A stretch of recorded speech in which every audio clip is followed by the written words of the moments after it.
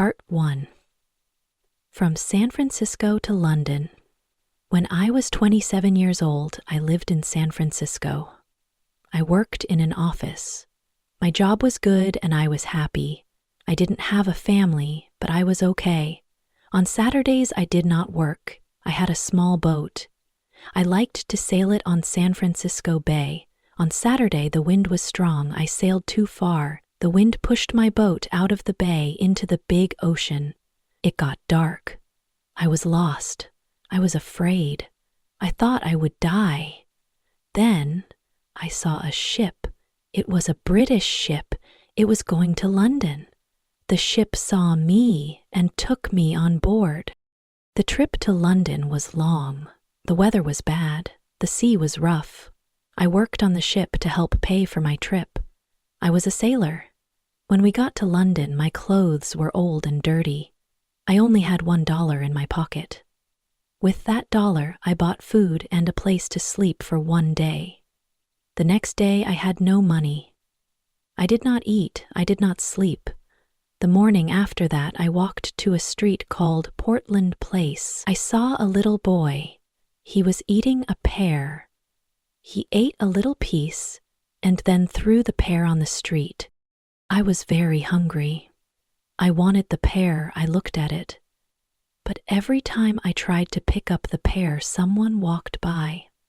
They looked at me. I felt bad. I turned away and waited. I tried again and again, but the same thing happened. People kept walking by and looking at me. I was very hungry. I decided to pick up the pear. I didn't care if people saw me. Just then, a man opened a window behind me. He said, "Come in here, please." A man in a uniform opened the door. He took me to a nice room. There were two old men in the room. They were talking about something important. They had food on the table. I was very hungry. I looked at their food. "I want to tell you something important." The two old men had made a bet a few days before.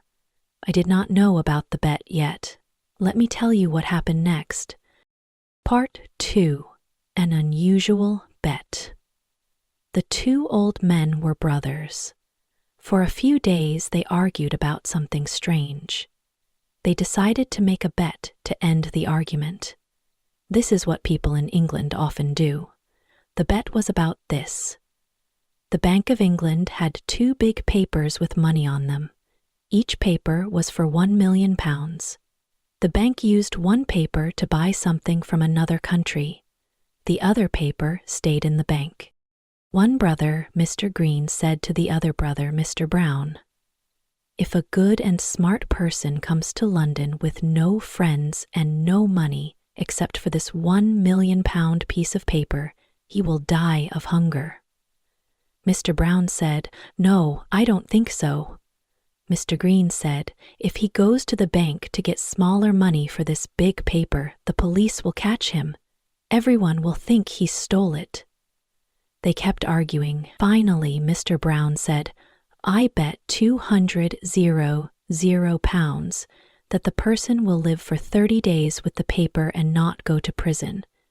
Mr. Green said, "Okay, I agree to the bet." He went to the bank and bought the £1 million paper. Then he went home and wrote a letter. The two brothers sat by the window. They waited for the right person for the bet. They saw many people walk by. Some people looked good but not smart. Some people looked smart but not good. Some people looked good and smart but they had money. Other people looked good, smart, and poor, but they were not new to London. When they saw me from the window, they thought I was the right person. They asked me questions. They learned my story. Finally, they told me I was the right person for the bet. I asked them to explain the bet. One of the men gave me a closed paper envelope. I wanted to open it, but he said, "No, don't open it now. Wait until you are in your room, then read it very carefully." I was confused. I wanted to talk about it, but they didn't want to. I felt bad because I was like a toy in their game. When I left their house, I looked for the pair on the street. It was gone. I was angry at the two men. Away from their house, I opened the paper envelope. There was money inside. I have not read the letter yet. I ran to the nearest place to eat. I ate and ate and ate. Then I took out the paper envelope with the money to pay. I looked at the paper money. I was shocked. It was for $5 million. I could not speak. I looked at the paper money. The two men had made a mistake. They probably wanted to give me a £1 paper. The owner of the place was looking at the paper money too. He was surprised. I did not know what to do. I gave him the paper money and said, "Give me the change, please." The owner said, "I am sorry, I cannot change this paper money. I don't have enough money. Do you have other money?" I said, "No. Please change this paper money." The owner said, "You can pay for this food later. I understand you are rich. You like to play a game by dressing like a poor man. You can eat here any time. You can pay me when you want." Part 3. The Letter. When I left the place to eat, I hurried back to the house of the two old men. I wanted to fix the mistake they had made. I was worried. When I got there, the same man in uniform opened the door. I asked for the two old men. The man said, "They are gone." I said, "Gone? Where?" He said, "On a trip. To another country, I think." I said, "When will they come back?" He said, "In 1 month." I said, "Oh no, this is bad. How can I talk to them? It's very important." He said, "I cannot help you. I don't know where they are." I said, "Then I must talk to someone in their family." He said, "The family is away. They are in Africa, I think." Before they left, the two men said you would come. They said not to worry. They will be here on time. They will see you then. Goodbye. I was confused. I did not understand. I remembered the letter. I took it out and read it. "You are a smart and good person. You are also poor and new to London. In this paper envelope you will find some money. It is yours for 30 days only. At the end of 30 days, come back to this house. I have made a bet about you. If I win this bet, you can have any job with any money that you want." There was no name, no address, no date. How strange. I did not know what to think. I went to a park. I sat down and thought about what to do. After 1 hour, I decided this. The two old men were playing a game. I don't understand the game. They are betting on me. But I did not know the details of the bet.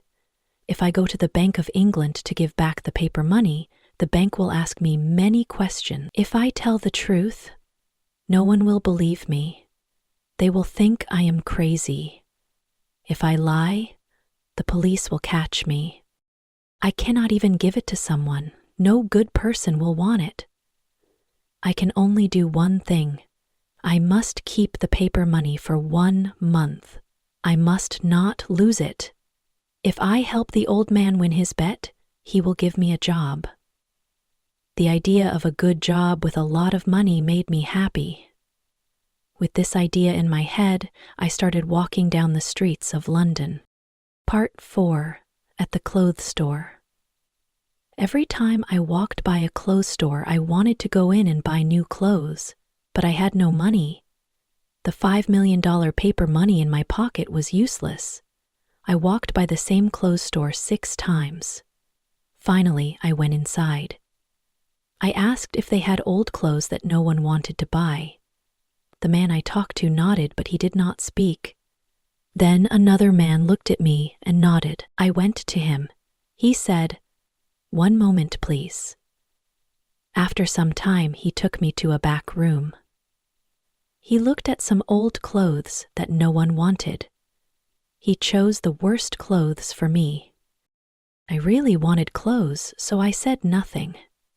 It was time to pay. I said, "Can you wait a few days for the money? I don't have small money with me." The man said, "Oh, you don't? I thought people like you carried a lot of money. I said, You cannot know a person by his clothes. I can pay for these clothes. Can you exchange big paper money? He said, Oh, of course we can change big paper money. He was cold. I gave him the paper money. He took it with a smile, a big smile. But when he read the paper money, his smile went away. The owner of the store came over and asked, What is the problem? I said, There is no problem. I am waiting for my change. The owner shouted, You are stupid. How can you sell these bad clothes to a rich person? He continued, I am sorry, sir. Please take off those old clothes. Put on this good shirt and this nice suit. It is perfect for you. I said nothing. The owner said, Wait until you see what we can make for you. He shouted, Bring a pen and paper. I need to measure you. I did not have a chance to speak. The owner measured me. Then he told the clothes makers to make my suits, shirts, coats, and other things. I said, I can order all these things only if you can change my paper money, or if you can wait a while before I pay you. The owner said, Wait a while, I will wait forever. He shouted, Send these things to the man's house, let the other people wait. He asked, What is your address? I said, I am moving, I will come back and give you my new address. The owner said, Okay, let me show you to the door, goodbye. Part 5. The Poor Millionaire. Something impossible happened. I bought everything I wanted without money. I showed my paper money and asked for change. But every time the same thing happened, no one could change it. I bought everything I needed and everything I wanted. I stayed at a nice hotel. I always had dinner at the hotel, but I liked to eat breakfast at a simple place. It was the first place where I had a good meal with my $5 million paper money. That's where it all started. The news about me and my paper money was everywhere in London. The place where I ate breakfast became famous. I lived like a rich man. I had money to spend. I lived in a dream. But often I said to myself, Remember, this dream will end when the two men come back to London. Everything will change. My story was in the newspapers. Everyone talked about the strange rich man with the $5 million paper money. People talked about everything I did and everything I said. They followed me in the streets. I kept my old clothes. Sometimes I wore them. It was funny when the store owners thought I was poor. Then I showed them the paper money. Their faces changed. After 10 days in London, I went to visit the American leader in London. He was happy to meet me. He invited me to a dinner party. He told me that he knew my father. He invited me to visit him any time. I was happy to have a new important friend, I thought. I will need an important friend when the story of the $5 million paper money comes out. I wanted to pay back all the store owners who sold me things. If I win the bet for the old man, I will have a good job. With a good job, I will have a lot of money. I wanted to pay back everyone with my first year's money. Part 6. The Dinner Party. There were 14 people at the dinner party. There was a rich duke and his wife. There was a rich earl and his wife. There were other important people. The American leader and his wife and daughter were also there. There was also a beautiful young woman. Her name was Lily Summers. I liked her very much in 2 minutes. I think she liked me too. After a while, a man brought in another guest. His name was Tom Baker. When Tom saw me, he said, I think I know you. I said, Yes, maybe you do. Tom asked, Are you the... I said, Yes, I am the strange rich man with the $5 million paper money in my pocket. Tom said, Wow, this is a surprise. I never thought you were the same David Stone from San Francisco. 5 months ago, you worked in an office in San Francisco. You had a small job. At night, you helped me with some papers. Now you are rich and famous here in London. I cannot believe it. It's exciting. I said, I cannot believe it either, Tom. 3 months ago, we ate together. We had steak and coffee. We worked for many hours on those papers. Tom said, I asked you to come to London with me. I wanted you to help me sell shares of a gold mine, but you did not want to. I said, I remember. I did not want to leave my job. I thought it would be hard to sell shares of a gold mine here in London. Tom said, You were right. It is impossible to sell these shares here. My plan did not work. I lost all my money. I don't want to talk about it. I said, You must talk about it. When we leave the party, you must tell me what happened. Tom said, Oh, can I? I need to talk to a friend.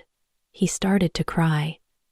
I said, Yes, I want to hear the whole story.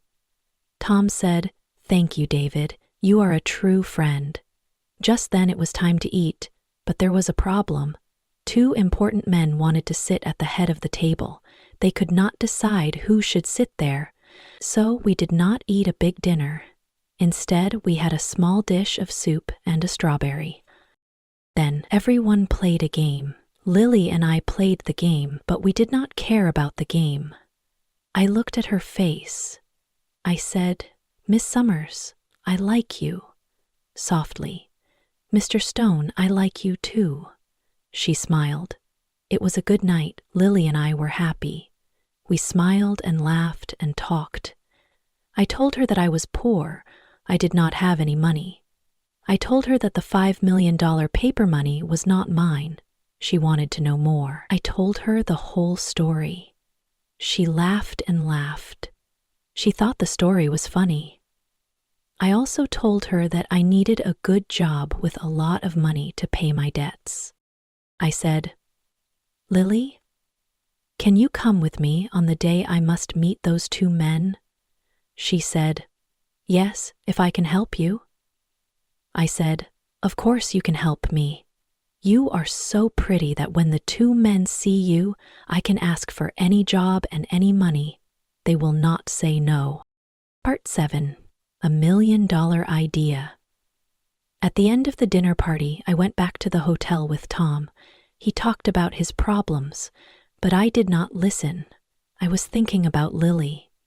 When we got to the hotel, Tom said, I will just stand here and look at this hotel. It is beautiful. You have everything you want. You are rich, David. I am poor. His words scared me. I was poor too. I did not have any money. I had debts to pay. I needed to win the bet. It was my last hope. Tom did not know the truth. Tom cried, David, just a little bit of your money can save me. I am desperate. I said, Tom, sit down and drink this. Now tell me your whole story. Tom said, Do you want to hear my story again? You never listened to my story. I said, I am sorry. I am in love. I can only think about Lily. That is why I did not hear your story before. Tom got up. He shook my hand. He laughed. He said, I am happy for you, David. He sat down and started to tell me his story again.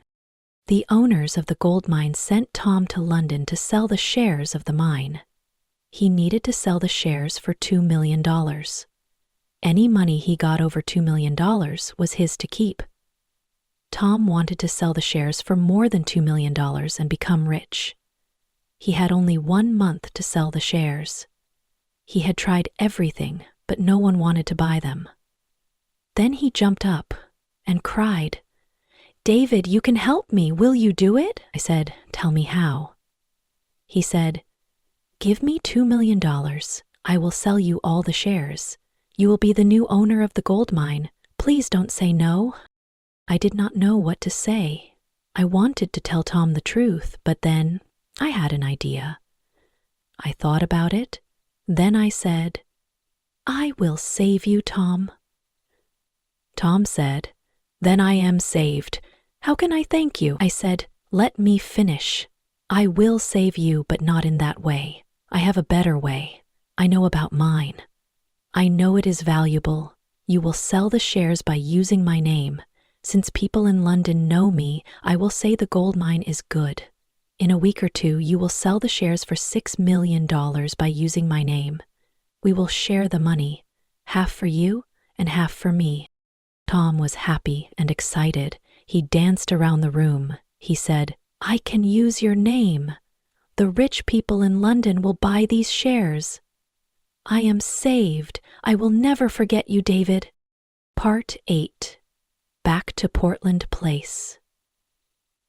The next day, everyone in London talked about the shares of the gold mine. I stayed in my hotel. I said to everyone who came to me, "Yes, I know Tom Baker. He is a good man. I know the gold mine. It is a good mine." People were interested in buying the shares. I spent every night with Lily at the American leader's house. I did not tell her about the shares and the mine. It was a surprise. We talked about our love and our future.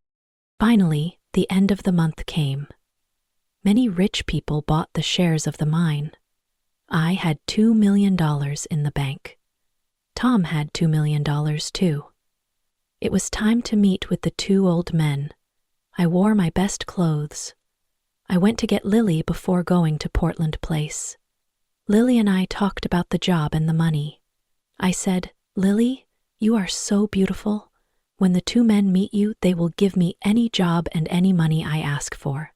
Lily said, "David, please, remember that if we ask for too much, we will get nothing. Then what will happen to us?" I said, "Don't be afraid, Lily." When we got to Portland Place, the same man in uniform opened the door. The two old men were having tea. They were surprised to see Lily. I said, "I am ready to tell you about the bet." One of the men said, "We are happy to hear this. Now we can decide the bet that my brother and I made. If you win for me, you can have any job I can give you." "Do you have the $5 million paper money?" I said, "Here it is." I gave it to him. He shouted, "I won! Now what do you say, brother?" The other man said, "I say he lived, and I lost 200, zero pounds. I cannot believe it." I said, "I have more to tell you, but it is a long story. I will tell you later. For now, look at this." I showed them a paper from the bank. I asked, "Is this yours?" I said, "It is mine. I got it by using the paper money you lent me for a month." He said, "This is amazing. I cannot believe it." Lily looked at me with surprise. She said, "David, is that really your money? You did not tell me the truth." I said, "No, I didn't. But I know you will forgive me." She said, "Don't be so sure. You told me a lie." I said, "It was only for fun. Come on, let's go now." But one of the men said, "Wait, I want to give you the job and the money you choose." I said, "Thank you with all my heart, but I don't want the job." Lily said, "David, you did not thank the good men in the right way. Can I do it for you?" I said, "Of course you can." Lily walked to the man. She sat on his lap. She kissed him. The two old men shouted and laughed. I was surprised. Lily said, "He is my father, a good man." "Now do you understand why I laughed when you told me your story?" I said. "I want to take back what I said. There is a job that I want." He said, "Tell me." I said, "I want the job of a son-in-law." He said, "But you were never a son-in-law before. Do you know how to do this job?" I said, "Try me. Please try me for many years, and if I am not good at it, then you can change your mind." He said, "Okay, take her. We are happy." There are not enough words to say how happy we were. When the people in London heard the whole story, they talked of nothing else. Lily's father took the $5 million paper money back to the bank. He got real money for it. Then he gave us the paper money as a wedding gift. We put it in a picture frame. We hung it on the wall in our new home. And so, I always say yes, it is a $5 million paper money, but it only bought one thing in its life, the most important thing in the world, Lily. We had a big wedding. All our friends were there. Tom Baker was there. The American leader and his wife were there. The two old men were there. Lily looked very beautiful in her white dress. I wore my best suit. I was so happy. After the wedding, we went on a trip. We went to many countries. We saw many new things. We had a wonderful time. When we came back to London, we moved into our new house. It was a nice house with a big garden. We put the framed $5 million paper money on the wall. Every time I looked at it, I remembered our story. I remembered how I was poor and lost in London. I remembered how the two old men made a bet. I remembered how I met Lily. Tom Baker did very well with the gold mine. He sold all the shares. He made a lot of money. He was very thankful to me. He gave me a lot of money, too. I used the money to pay back everyone I owed. I paid at the clothes store. I paid for the hotel. I paid for the place where I ate breakfast. I also gave some money to people who needed it. I wanted to help others, like I had been helped. Lily and I were very happy together. We loved each other very much. We did many things together. We went to the park. We went to the movies. We had dinner with our friends. One day, Lily came to me and said, "David, I have a surprise for you." I said, "What is it?" Lily smiled. "We are going to have a baby." I was so happy. I hugged Lily very tightly. I could not wait to be a father. A few months later, our baby was born. It was a little girl. We named her Rose. Rose was the most beautiful baby in the world. Lily and I loved her very much. We told Rose the story of the $5 million paper money. We showed her the paper money on the wall. We said, "This paper money brought us together. It helped us find each other." Rose grew up to be a wonderful young woman. She was kind, smart, and beautiful. Lily and I were very proud of her. We lived a long and happy life together. We had many adventures. We made many friends. We loved each other more and more every day. And every time I looked at the $5 million paper money on the wall, I smiled.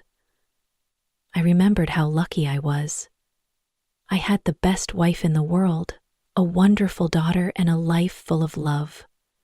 The $5 million paper money was just a piece of paper, but it was also a symbol of our love and our happiness. It was a reminder that even when things are difficult, good things can happen. It was a reminder that love can find you in the most unexpected places, and it was a reminder that the most valuable things in life are not things that you can buy with money. They are things that you find in your heart.